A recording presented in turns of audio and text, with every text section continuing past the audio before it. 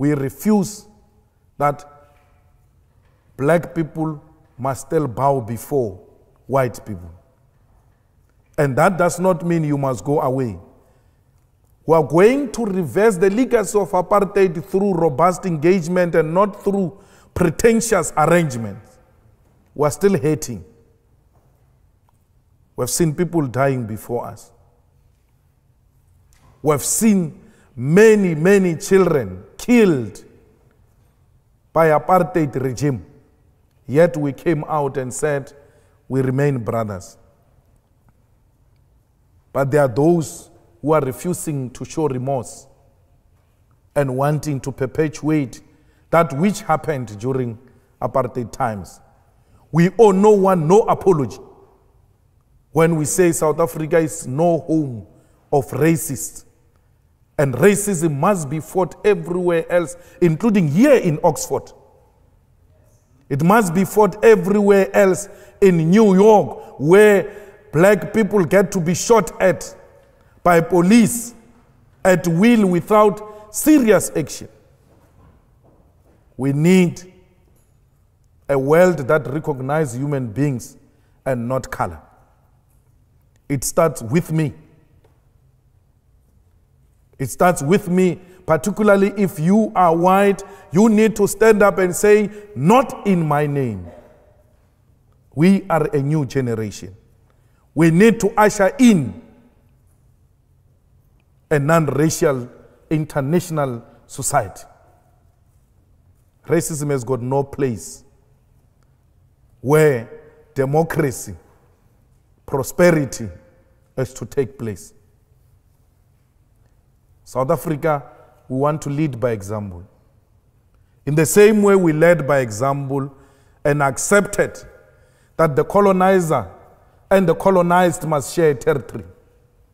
Even beyond the defeat of the colonizers, we did not seek to pay revenge. We continued to share territory with those who colonized us because we believe strongly that there is a place for everyone in South Africa.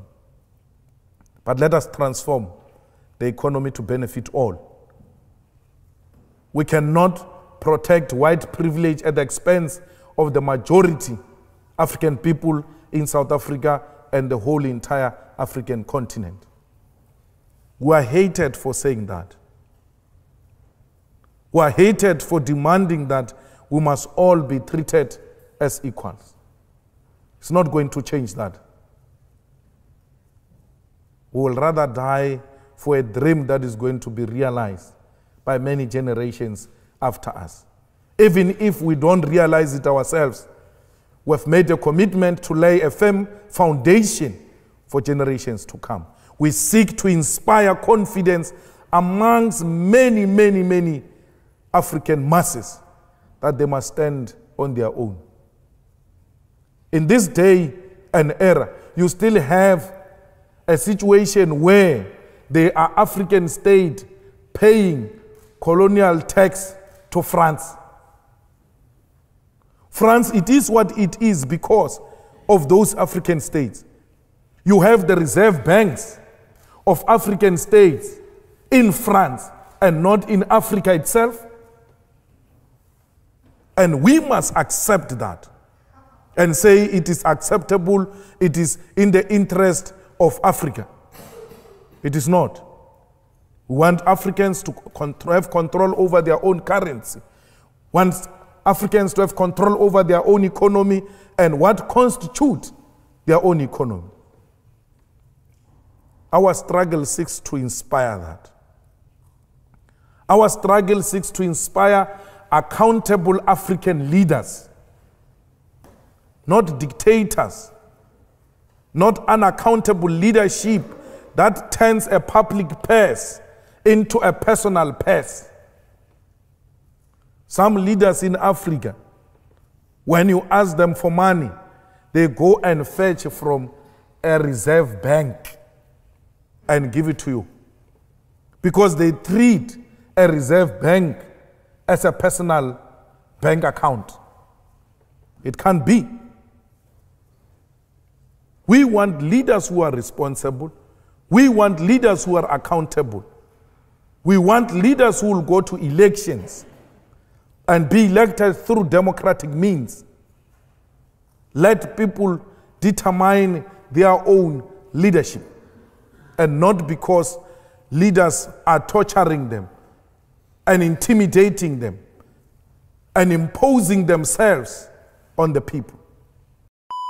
What Julius Malema said, capitalism in South Africa and African countries only favors the white minority. Julius Malema added to say, we cannot protect white privilege at the expense of black majority. Julius Malema also said, Africa looks up to South Africans. This one I totally agree. He also added that black people shouldn't bow before white people. And also, this is true. Black people shouldn't bow before white people, because we are not a minor race and they are not a major race. The same way, we are not major, they are not minor. We should respect each other's value. We should also have the same rights. The same way an old African farmer is not favored in having a particular plot in South Africa, is the same way a white old farmer in South Africa shouldn't be favored in owning a plot in South Africa. If everybody is not getting, if a black person is not getting, a white person can't get. If a white person is getting, a black person should get, provided they reach the criteria that is equal and does not segregate upon the screen, upon the skin color. Yeah. Let's expound more on what Julius Malema said, and then I'll give you my thoughts and we will have a critical analysis of this statement at the end of the video. So let's dive in. We were happy when South Africa became one of the last liberated countries, because we thought we'll learn from many failed African states and not repeat similar mistakes. But it looks like we are traveling in the same direction that was traveled by failed African states. In the whole of Africa, I met some of the students earlier, some are doing research in Africa. You must go and check the facts. In every failed state, it became so because of an individual called president. The president takes over the country and everything else gets to be designed around the individual called president. They move from a democratic rule to personal rule. They respect individual more than the state institutions. If a president does not like a red beret, a law is passed that all red berets are banned in this country. If the president in South Africa does not like a corruption fighting institution called Scorpions, they go and close down that Scorpions so that he can steal more than 250 million rands. I don't know what is that in pounds. Because he doesn't want to go to prison. Every institution that wants to take him to prison for corruption, he destroyed that institution. The Scorpions closed down because that was going to cause him problems. Now we've got a beautiful lady called a public protector fighting corruption.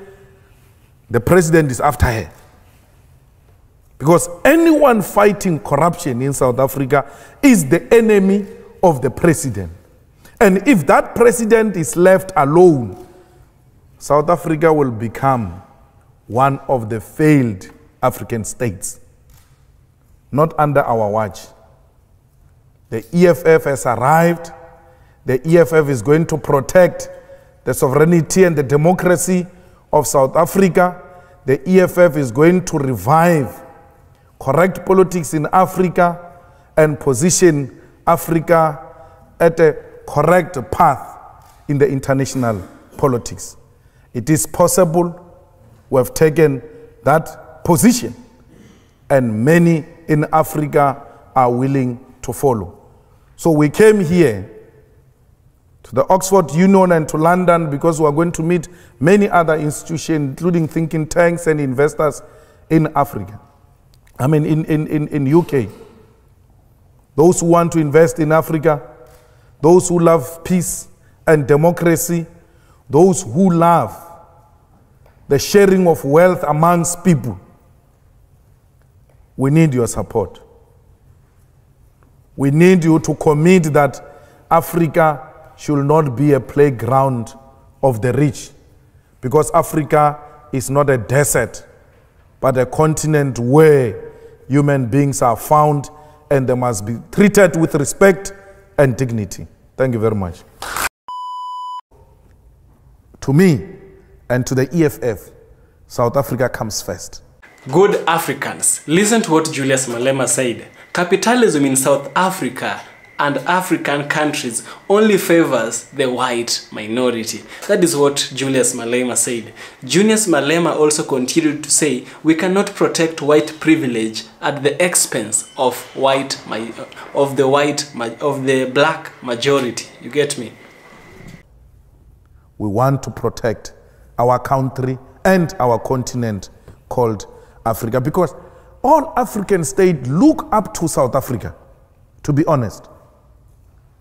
Once South Africa takes a posture that says no to imperialism and recolonization of Africa, all of them will rise and say, not in our country, because they look up to South Africa. So South Africa has let down a lot of African states. We come from a country where students are leading the struggle against colonialism.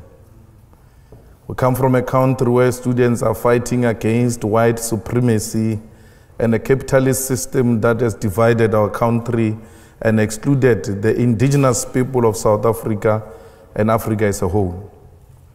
It is the students of South Africa, following the speech of the EFF in Parliament of South Africa, that demanded that Rhodes must fall. They do not say Rhodes must fall because of their hatred of white people, but they said Rhodes must fall because they hated what Rhodes represented: a white supremacy, a system that projected white people as superior and black people as inferior, a system that subjected black people to a situation where they were denied education so that they can be suppliers of cheap labor. Rhodes took our land. Rhodes introduced a system that led to a black genocide. Rhodes exploited our minerals and natural resources and left South Africa without anything that will demonstrate that this country is a mineral-rich country. We cannot continue to celebrate people who represented a racial divide of our people. So the students in South Africa are demanding, and they've succeeded, that everything else that represents backwardness and racial division and hatred of black people should not be celebrated. The students, after the defeat of those who believed that those who perpetuated white supremacy should be celebrated, they went further to demand that education should not be a commodity. It must be free for all, because education is a right protected and enshrined in the Constitution of the Republic of South Africa. They agreed, those students, that no university in South Africa should increase fees, because fees as they are now, they are extremely expensive. The government of South Africa agreed that they will not increase fees, and they thought that they have successfully silenced the students. Upon agreeing, in the same way they agreed to remove Rhodes, the students said 0%, no increase is not enough, we want free education. Following the success of the students to put on the national agenda the importance of education, then the workers in the university demanded to be incorporated as employees of the universities, because in South Africa, workers are not part of the staff complement of the universities. They are outsourced, they are owned by labor brokers, they've got no benefits, they've got no rights. They work for universities, some of them for more than 30 years. When they go on pension, they've got nothing to show. Students joined them and said, these are our parents, we want them to be integrated as part of the university, and they must have benefits. Because you've got a situation where in South Africa, the rich have got more than, extremely more than the poor. We've got a situation where the rich love animals than the people. The dogs of rich people in South Africa have got medical aids, but the domestic workers and university workers, the farm workers, the petrol attendants, the security guards do not have medical aids, neither do they have rights as workers. They all work for a system called labor brokers. So students, like they did during apartheid days in South Africa in 1976, they've now influenced a new era, a new terrain of struggle, where the interests of the poor are firmly put on the agenda of South Africa. Today, South Africa discusses minimum wage. Today, South Africa discusses how the rich can share wealth with the poor, because the young ones are in the forefront of the struggle to transform South Africa. In South Africa, for the past 21 years, politics which were represented there were right-wing politics, which led to the ruling party also taking a right-wing direction because it only had competition from the right. There's never been a legitimate, credible left formation to challenge the ruling party or to have a ruling party striving for balance. And because nature does not allow a vacuum, the organization called the Economic Freedom Fighters emerged and closed that gap. The EFF emerged in South Africa because South African working class demanded a proper representative of the working class. EFF emerged in South Africa because the unemployment increased in South Africa. The poverty levels increased in South Africa. The inequality increased in South Africa. We have a situation where the levels of corruption in South Africa are actually institutionalized. You get a senior position on the basis of to what extent are you corrupt. If you are anti-corruption, you never get a promotion, because the state favors those who are corrupt. We have a situation in South Africa where a white-owned capitalism or economic system has been exploiting our people, and our people have not been benefiting from the mineral resources in our country. We have a company called the London Mine, which is mining in a place called Marikana. In that mine, the mine has got everything, all the basic needs: water, electricity, roads. And just next to a mine is a township or a village where black people stay without water and electricity, without roads, without proper schools. Yet London Mine is taking their platinum and reinforcing and making London and Britain to be what it is.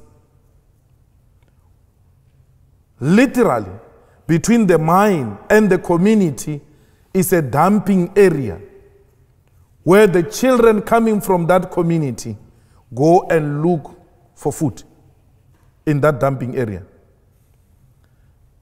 It is in the same mine where 34 workers were killed by a London mine. Those workers did not demand anything except a living wage. One of the workers in an interview, when he was interviewed and he was told, you are looking for too much money, yet you are not educated. Why do you look for so much money? You have not been to school.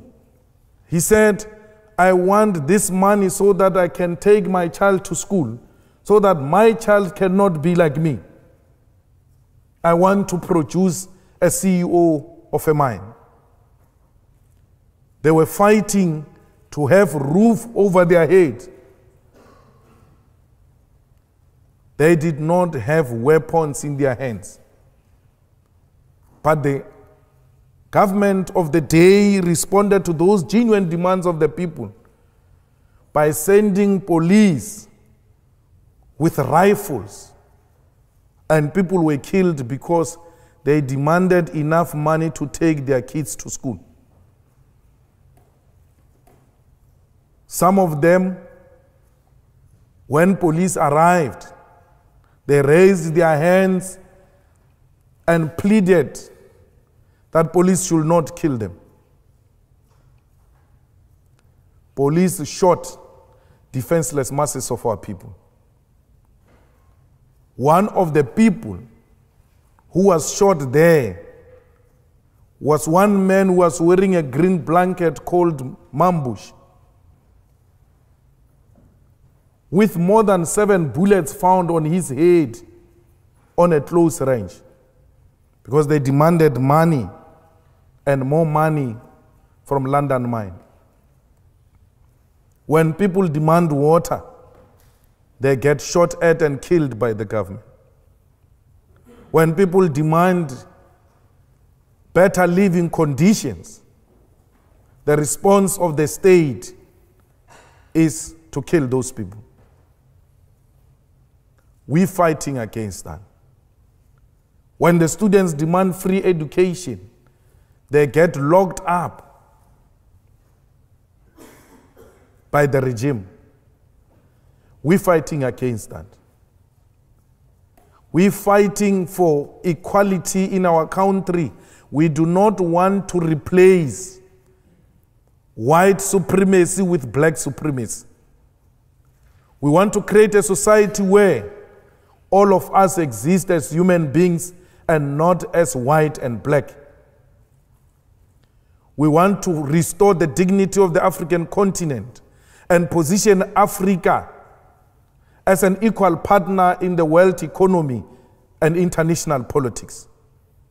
We want Africa to be like Europe. We don't want Europe to treat Africa like it is its own subject. Africa's time is now. No one should continue with the exploitation of our minerals without our involvement. Not even China will be allowed to recolonize Africa.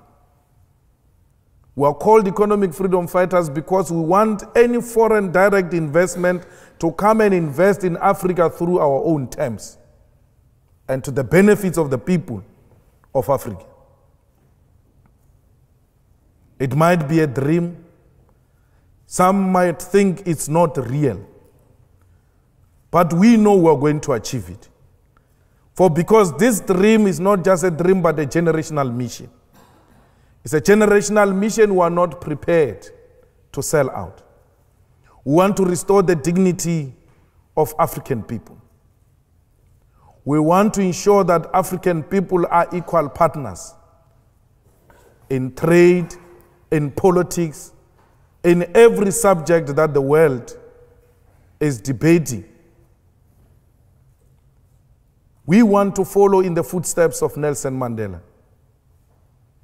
Because Nelson Mandela, when he left his term as a president, he said the struggle continues.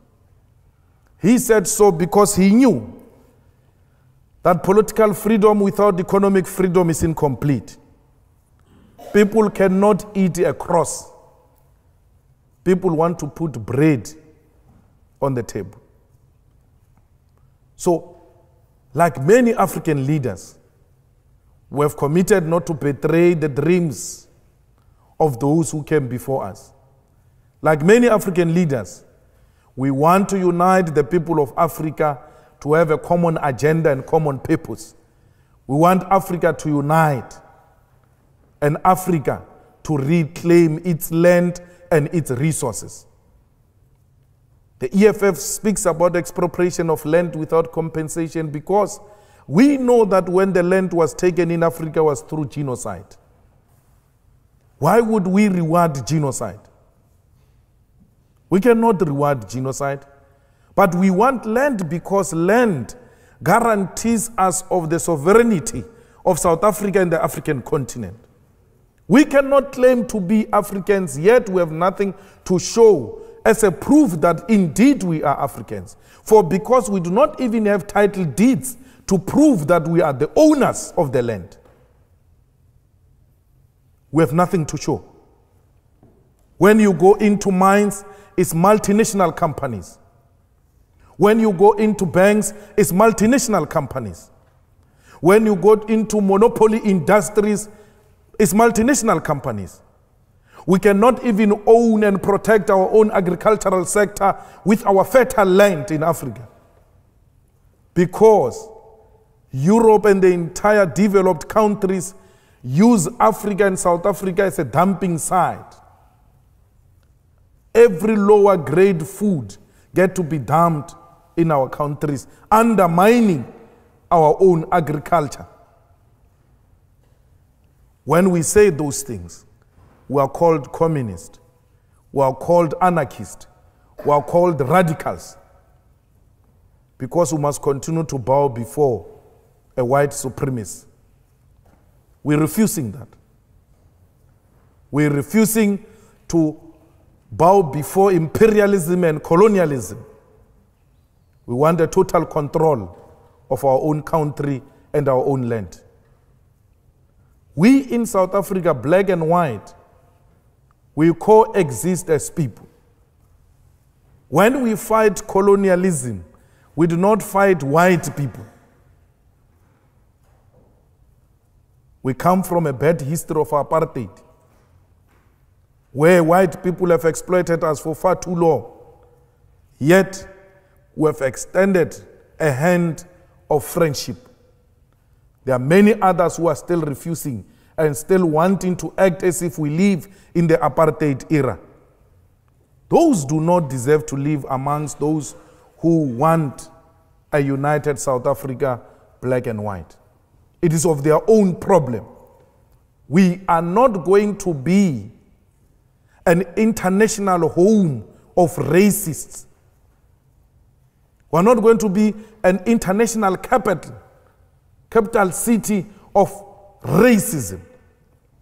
So I just don't know how to say it, but one of the most vocal people I have ever come across through the internet or through this lifetime is Julius Malema, one of the people who will try and defend the African people and try to preserve the rights of the African people. Julius Malema is he is never against white or any other race. He is always defending the black race in Africa. Black people shouldn't bow before white people, and white people shouldn't bow before black people.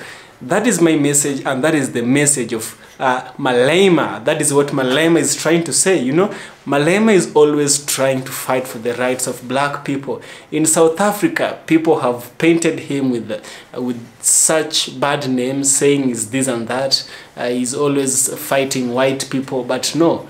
There is a lot that is happening in South Africa that the media does not try to show us. For example, the problem of capitalism. You know, Julius Malema is an advocate for socialism, or if you like, you can call it communism. Communism is the form of governance whereby the property belongs to the community, you know, that is communism, from the word community, or socialism. Socialism is also a form of governance where there is no individual ownership of property. The property is owned by the government or is owned by the entire community. So socialism takes its roots from socialism, and communism was started by somebody called Karl Marx, or Marxism is also another name of communism. This was very, very much practiced by the USSR, the Union of the Soviet Socialist Republic, you know, the Union of the Soviet Socialist. So this is a thing that has always been a trouble for the West, because the West are always capitalists, and the people who are colonizing, not really colonizing, but the people who have the white people who have dominated South Africa are not socialists. They are capitalists. Now, what is capitalism, or who is a capitalist? Capitalism is the form of governance where there is sole ownership of property, there is sole ownership of things. An individual can have up to 10 million in their bank at the expense of someone else not having anything. There is just sole proprietorship. That is how I can explain capitalism in the easiest way a child can understand. So capitalism and socialism has always been conflicting each other. And Julius Malema is an advocate for socialism. And I told you socialism was so much practiced by the Soviet Union. The Soviet Union is some of the countries that we have in Russia, including Russia itself. It was Russia, Ukraine, Yugoslavia. We have Bulgaria. Countries that are bordering Russia used to practice a lot of socialism. Also, China is a socialist republic. You've seen how much China has grown.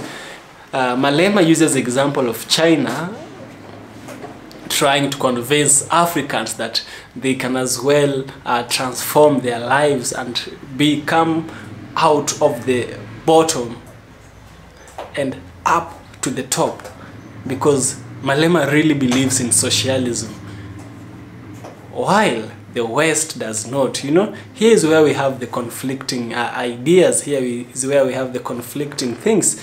A lot of properties in South Africa are a lot of the properties which originally belonged to the black people. Come on, it is Africa. It is a land of the black people. We are indigenous to this continent. So when the white people came, they took the best parts of Africa to themselves. And mark you, it is Africa, it is not Europe. Do you imagine a black person going to Europe and capturing land saying it's theirs forever? It's impossible. But this is what the European colonizers did.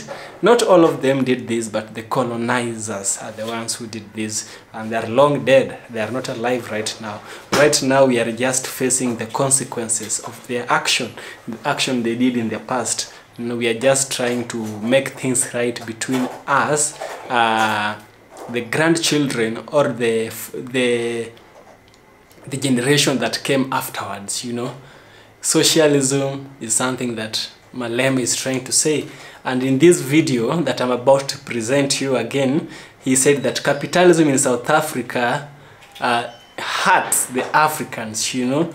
It hurts not only the South Africans, but African countries, and it only favors the white majority. That is what Julius Malema said. Capitalism favors the white majority at the expense, favors the white minority at the expense of the black majority. I'm always wondering, if South Africa is to go socialism, how will it be? Because socialism is a very different kind of governance. It's a very different kind of economic prospect. Look at Cuba. Cuba is a very poor country. It is a very poor country, and because they practice a lot of socialism, that is what has happened to them. We've seen where socialism has succeeded. It has succeeded in China. We've also seen where capitalism has succeeded. It has succeeded in many countries of the West, including USA. Here is where capitalism has done. So we have equal powers. We are not against capitalism, socialism. What we want to ensure is that the lives of Africans are privileged. The lives of innocent Africans in the continent are not hurt in the line of this or that, you know. I think Africans, we shouldn't choose sides, which side to go, which side not to go. We should only follow the path where our people are favored, but not to the extent of the white minority. We should preserve the white minority in as much as we are calling for the rights of the black minority, you know. So we cannot protect white privilege at the expense of black majority. This is also another statement that was made by Julius Malema, you know. He also said that Africa looks up to South Africa, which is true. Africa will look up to South Africa. South Africa is like the United States of Africa. The same way the United States is one of the largest and the most expensive cities in the world, South Africa is the most expensive city in Africa. So Africans, we are always looking towards it. When it takes left, it will greatly impact other countries. So he was right when he said this. And so there's so much we can learn about this. Also, despite everything, despite the arguments, despite what, Africa belongs to the Africans, and they shouldn't be denied the rights of living in Africa. It happens that the white people came to colonize Africa, and some of them stayed. It's okay, now they are members of Africans. An African does not have to be a person that we share the same skin. That does not have to be an African. An African is a person whom we share the same heart. These words I have quoted from Brother Zach Mwekasa. Yeah, brother, if you're watching, if you happen to watch this video, those words are very impactful. So I don't have much to say. I'm really tired today, but I had to do a video for you people. Kindly do support the channel, do subscribe to the channel, give super thanks. Remember to join my Patreon. Join my Patreon so that you can also support this channel in many other ways, you know. I will totally appreciate. See you in the next video.